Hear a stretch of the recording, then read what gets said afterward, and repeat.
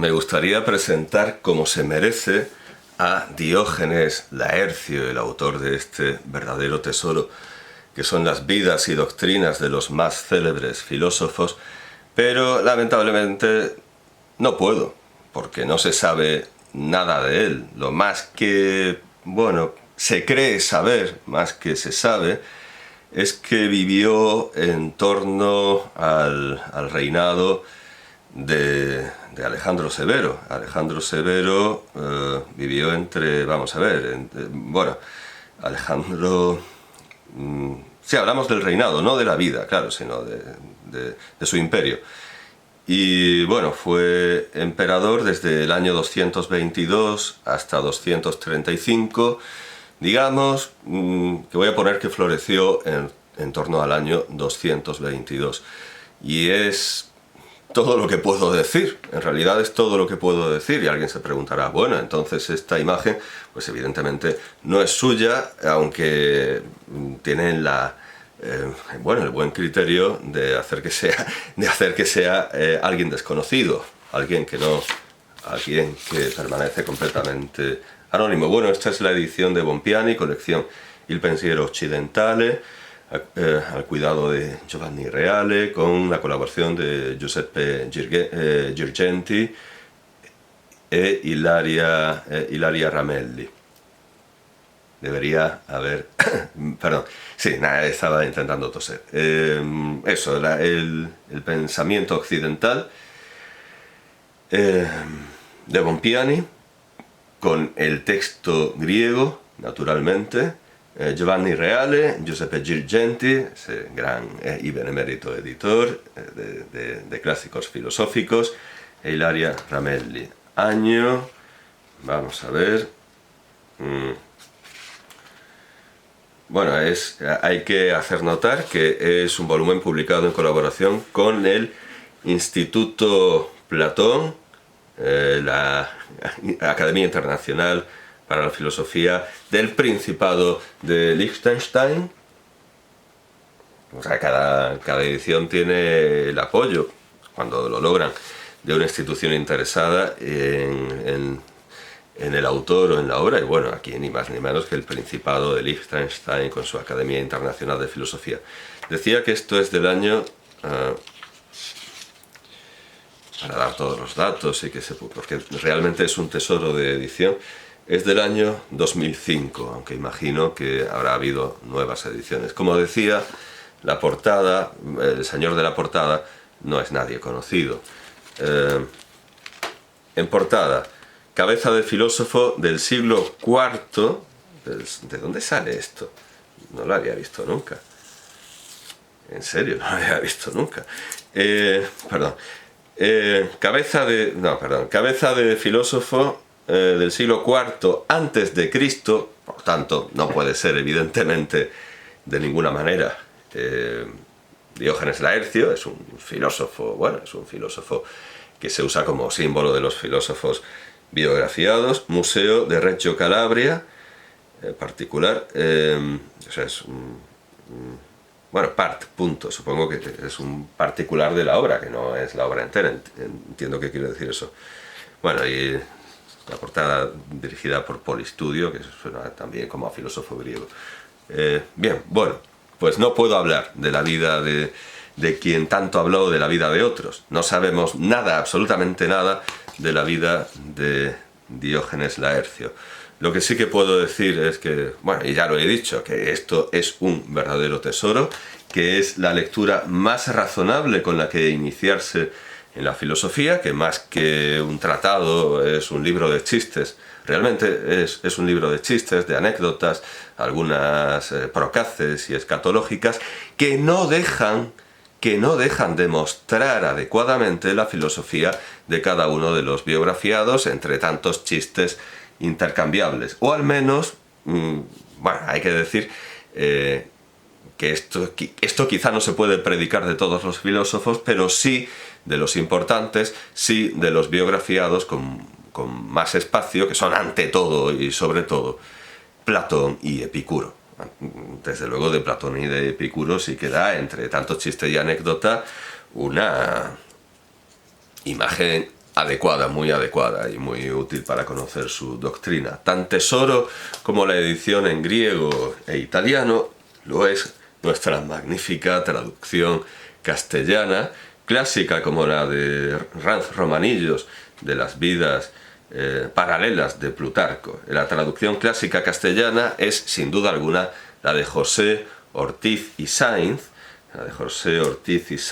que fue editada, este es el primer volumen, que fue editada en dos cómodos volúmenes. Hombre, es más cómodo que sea en uno solo, pero bueno, es bastante manejable. Fue editada esta traducción clásica en Orbis, en la colección Biblioteca de Filosofía, que tuvo una serie en tapa dura y una serie en pasta blanda, y además cuenta con, traducción, prólogo y notas de José Ortiz y Sainz, pero tiene una introducción, anónima. Aquí está. De Antonio Alegre Gorri, profesor de Historia de la Filosofía de la Facultad de Filosofía de la Universidad de Barcelona. Y luego, pues naturalmente, el prólogo del traductor. Desocupado de la impresión de mi Vitruvio español el año 1787, el excelentísimo señor conde de Floridablanca, por carta fecha en San Ildefonso a 29 de julio del mismo año, mandó, y cita Floridablanca, me emplease en aquel trabajo que fuese más propio a mi inclinación y gusto literario, hasta que su excelencia dispusiese otra cosa. Bueno, pues maravillosamente bien elegida la obra, nos dio una estupenda y ejemplar traducción de las vidas de los más ilustres filósofos griegos de Diógenes Laercio. Obra que no solo es no adecuada, no conveniente, sino absolutamente necesaria para el que quiera introducirse en el estudio de la filosofía antigua, sino también, naturalmente, para quien quiera saber de literatura, de retórica, de composición, de cuentos folclóricos. Una obra absolutamente imprescindible, con muchísimas influencias, hijuelas, vericuetos, todo un laberinto de alusiones que muchas veces los críticos pasan por alto. Porque desde su primera página, vamos a leer la primera página de Diógenes Laercio. Bueno, aquí claro, porque esto es el volumen segundo. Ya me extrañaba no llegar al principio. Bien, el prólogo, aquí está. Vidas de los más ilustres filósofos griegos. Proemio. Dicen algunos que la filosofía, excepto el nombre, tuvo su origen entre los bárbaros. Pues como dicen Aristóteles en su Mágico, obra obviamente tristemente perdida, y Soción en el libro 23 de las Sucesiones, fueron los magos sus inventores entre los persas, los caldeos entre los asirios y babilonios, los gimnosofistas entre los indios, y entre los celtas y galos los druidas, con los llamados semnoteos. Queoco fue fenicio, Zalmoxis tracio y Atlante líbico. Los egipcios dicen que Vulcano, hijo del Nilo, fue quien dio principio a la filosofía, y que sus profesores eran sacerdotes y profetas, que desde Vulcano hasta Alejandro Macedón pasaron 48.863 años, en cuyo espacio hubo 373 eclipses de sol y 832 de luna. Desde los magos, el primero de los cuales fue Zoroastro, persa, hasta la destrucción de Troya pasaron 5.000 años, según Hermodoro Platónico en sus escritos de matemáticas. Janto de Lidia pone 600 años desde Zoroastro hasta el pasaje de Jerjes, y dice que a Zoroastro sucedieron continuamente otros muchos magos, a saber, Ostanas, Astrapsicos, Gobrias y Pazatas, hasta la destrucción de Persia por Alejandro. Diógenes Laercio no cree nada de esto. Dice: los que esto dicen atribuyen ignorantemente a los bárbaros las ilustres acciones de los griegos, de quienes tomó principio no solo la filosofía, sino también el género humano.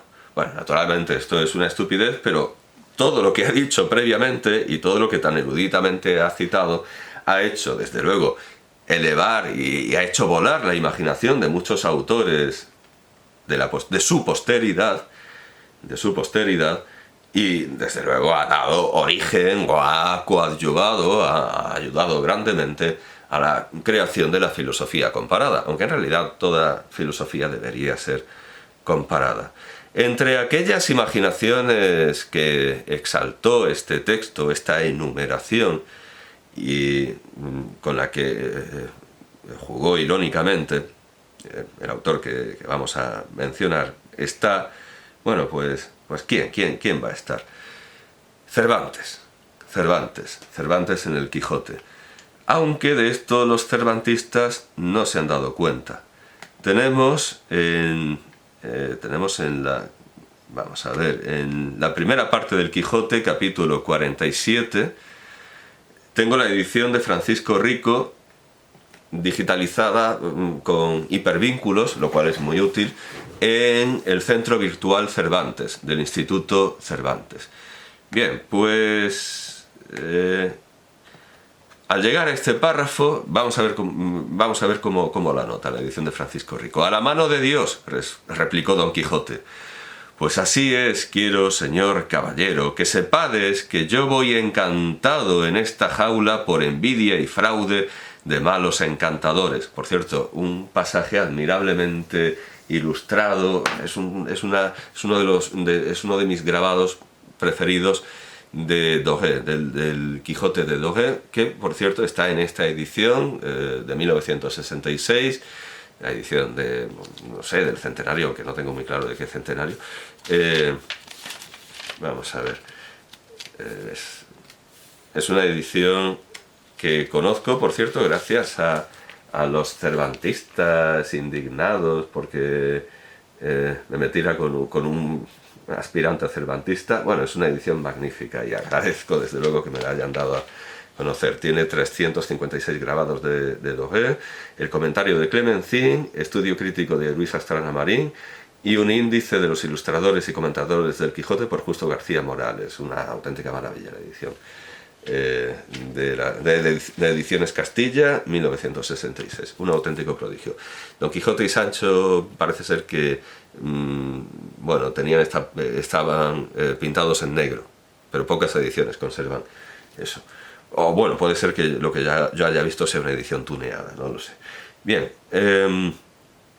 magnífico grabado el que ilustra esta escena. Lo que pasa es que no lo vamos, que es uno de mis favoritos. Yo voy encantado en esta jaula por envidia y fraude de malos encantadores, que la virtud más es perseguida de los malos que amada de los buenos. Hombre, ya que estamos, vamos a enseñarla. Capítulo, hemos dicho, 47. 47, 49... Aquí está, 47. Sí, ¿qué nos cuesta? ¿Qué nos cuesta mostrar a Don Quijote en la jaula? Ya lo digo, una de mis... ¿Qué nos cuesta? Pues el papel Biblia. No, esto es 48. 48... Sí, Don Quijote en la jaula. Tiene que aparecer. Aquí está. Es uno de mis grabados favoritos del Quijote. Del Quijote de Doré. Bien, en estas estamos. Don Quijote en la jaula. Caballero andante soy, y no de aquellos de cuyos nombres jamás la fama se acordó para eternizarlos en su memoria.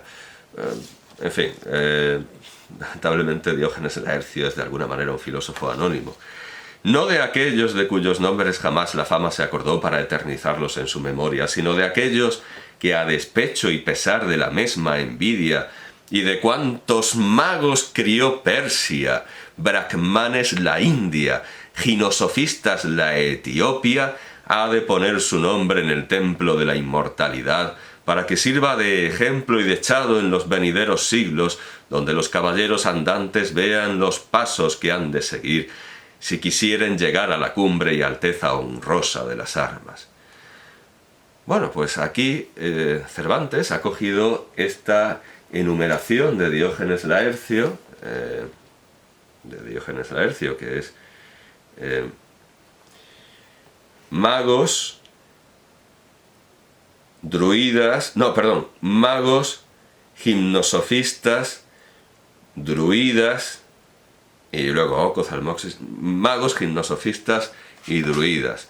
Naturalmente esta lista de filósofos de la antigüedad pasó a otros muchos autores antiguos, clásicos medievales, pero vamos, que el primero lo hace de una manera más efectiva, aunque sea para negarlo, es Diógenes Laercio. En Lope de Vega tenemos enumeraciones frecuentes del mismo tipo, ya no de manera irónica, porque claro, lo que está haciendo Cervantes es tirar de los del primer elemento de la enumeración, que son los magos, darle el significado de encantador y arrastrar al resto de los filósofos, gimnosofistas, convirtiéndolos también en encantadores, en magos, cuando de lo que se trata es de una lista de filósofos, En Lope tenemos, debería haberlo preparado pero no lo he hecho, bueno, da igual.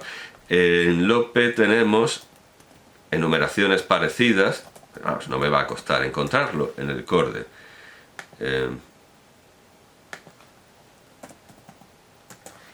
Vamos a ver. Está buscando. Por ejemplo, vamos a ver. Vaya, ahora la Real Academia está durmiendo o falla. Bueno, recuperar. Lope es contemporáneo de Cervantes, más o menos la lista es... Bueno, no, está más crecida y por eso nos convendría verla. A ver si esto arroja como debe. Bien, sí. El peregrino en su patria. Consultó a algunos hombres doctos, pero para un amor a quien el trato ha puesto tan estrecho hábito, aunque la antigüedad le diera sus sacerdotes, gimnosofistas, ocos... No, perdón, me he saltado. O sea, además esta lista es absolutamente fiel a Diógenes Laercio. Aunque y va en el mismo espíritu que la cita de Cervantes, y por cierto es contemporánea. Es también de 1604. 1604 se supone que es el año en el que el Quijote ya estaba escrito y leído por Lope de Vega también. Precisamente por Lope de Vega, que le dijo que la gente se iba a limpiar el culo con eso. Le dijo a Cervantes eso. Bueno, a lo que estamos. Consultó a algunos hombres doctos, pero para un amor a quien el trato ha puesto tan estrecho hábito, aunque la antigüedad le diera sus sacerdotes, gimnosofistas, druidas, ocos, atlantes, zamolsos, caldeos y magos, claro, aquí convierte Zamolxis, que es un nombre propio, en un nombre genérico. O sea, interpreta. Pero evidentemente esto sale de Diógenes Laercio. Caldeos y magos, los magos los deja para el final, fuera imposible. Y luego hace su típica disertación erudita, pero sacada de Calepino o de cualquier florilegio. Los magos florecieron en tiempo de los persas, fue su cabeza Zoroastres. Bueno, se pone aquí a contar la vida de... otra obra. Pastores de Belén, prosas y versos divinos, 1612, o sea, antes de la segunda parte del Quijote, aunque da igual, porque el texto que estamos viendo es de la primera parte del Quijote. Bueno, aquí... bueno, vamos a leerlo. O sea, pero esto también sale de Diógenes Laercio. La magia natural no has de entender que es aquella en que se consultan los infernales espíritus con tan infame nombre como le han dado en las divinas y humanas letras, y el mismo Dios prohibido tantas veces el consultarla, sino aquella natural filosofía que los griegos llamaron goecia y no magia, o una especulación de las cosas celestiales, ciencia e instrucción, finalmente, sin la cual es imposible que los reyes de Persia lo sean, los cuales se llamaban magos de su nombre, como los sabios de los indios, gimnosofistas. Pues esto evidentemente... bueno, esto podría venir de la Flórida de Apuleyo, pero el pasaje que hemos visto antes, bueno, evidentemente voy a tener que recuperar otra vez, porque esto falla más que una escopeta de caña. Voy a tener que hacer la búsqueda otra vez para ver la última aparición de los gimnosofistas. Nada, se ha bloqueado. Pero bueno, sí, me lo va a dejar ver. Paciencia, porque esto merece la pena. Es desde luego interesante, aunque nos prometieron mochilas voladoras, nos prometieron ir a la luna, nos prometieron ir vestidos de papel de plata. Y en lugar de esto tengo una aplicación de la Real Academia que no funciona. Venga, no nos vamos a ir de aquí sin ver...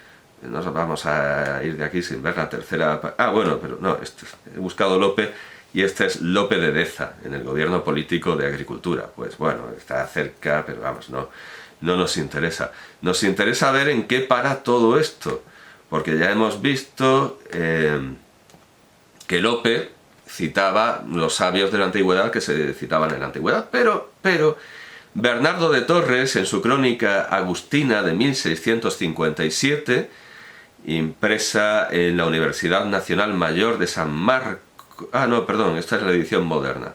Perdón, esta es la edición moderna. No, bueno, la crónica agustina... Sí, bueno, fue editada por Ignacio Prado Pastor en 1974. Texto interesantísimo que también está en el CORDE, en el Corpus Diacrónico del Español de la Real Academia Española. Ya hemos visto que Lope pues metía a sus socos y sus zamolsos ahí sin demasiado conocimiento de causa de la antigüedad, pero aquí tenemos algo muy interesante, obra de Fray Bernardo de Torres, entiendo, Fray Bernardo de... A ver qué nos puede decir. Bernardo de Torres Paredes, agustino y cronista general de la Orden del Virreinato del Perú, murió en 1661, dice la Real Academia de la Historia. Interesantísimo pasaje, porque coge a los filósofos de la antigüedad, cuyo título les negaba Diógenes Laercio, pero aún así los enumeraba con sus fuentes, y les añade los conocidos en su tiempo, los conocidos después de lo que se ha dado en llamar la era de los descubrimientos. Y así da este discurso. A este fin, con magníficas expensas, fabricaron los celebrados museos, los ateneos, las academias, y con voces más modernas y vulgares, las universidades, las escuelas públicas y colegios literarios, alcázares o palacios de Minerva consagrados a la enseñanza y ejercicio de las letras. Aquí viven los mistas de Mercurio, aquí las ideas de Platón, que Marco Barrón entendió ser la misma Minerva o sabiduría humana, y San Agustín, nuestro padre, las formas de la mente divina. Aquí el templo de la verdad y el paraíso de espirituales deleites con el árbol de la ciencia del bien y del mal, y la copiosa fuente que regó de sabiduría toda la superficie de la tierra. Porque de aquí salieron aquellos eruditos varones que ilustraron las 4 partes del orbe con su ciencia, los brahmanes y gimnosofistas de la India, los magos de Persia y de Caldea, los sacerdotes de Egipto, los escribas de Judea, los filósofos de Grecia, los doctores y maestros de Italia, los chinfúes y mandarines de la China, los bonzos del Japón, los tlamascaques de México, los amautas del Perú, sabios de la América en su gentilidad, a quien injustamente llamó bárbara Justo Lipsio en el libro 3 de su Lovaina, por no haber visto lo que de su policía y artes curiosamente escribieron el erudito padre José de Acosta y Garcilaso Inga. Está bastante claro que todo esto viene de negar la negación de Diógenes Laercio y darle sí a aquellos sabios de la antigüedad el título de filósofos y aún a aquellos también que eran desconocidos por los griegos y los romanos en tiempos de Diógenes Laercio. La cosa está muy clara, claro, por supuesto, salvo para los cervantistas, porque si yo pincho en la nota, esto es una nota textual, que una edición da Brahmanes en lugar de Brahmanes, pero claro, eso es un disparate. Si me voy a la nota de la edición del Instituto Cervantes, me dice esto: los 3 tipos de encantadores, pues ya estamos mal, porque no son encantadores, son filósofos. Cervantes los convierte a los 3 en encantadores porque los magos también, porque también se llaman magos a los encantadores, pero no, es una lista de filósofos como la que hemos visto. Aparecen en el mismo orden en el libro 15 de las Floridas de Apuleyo. Bueno, pues de esto puedo decir que es mentira. Me he ido al 15 de la Florida de Apuleyo y no hay tal cosa, no hay enumeración. No hay tal enumeración, no. No hay una enumeración como la hay en Diógenes Laercio. Es mentira. En el futuro se dirá, y en el presente debería decirse, eres más tonto que un cervantista. Incluso los grandes humanistas y expertos en latín, literatura clásica, como Francisco Rico, aunque imagino que Francisco Rico a lo mejor ha dirigido esto, no lo ha hecho todo, pero que en la edición de Francisco Rico se cite mal a Apuleyo, porque esto es citar mal a Apuleyo. ¿Y de dónde viene esto? Pues, ¿para qué tomarse la molestia? De Clemencín. Esto viene de tiempos de Clemencín, que había hecho saltar la liebre de Apuleyo y la gente no salió de allí.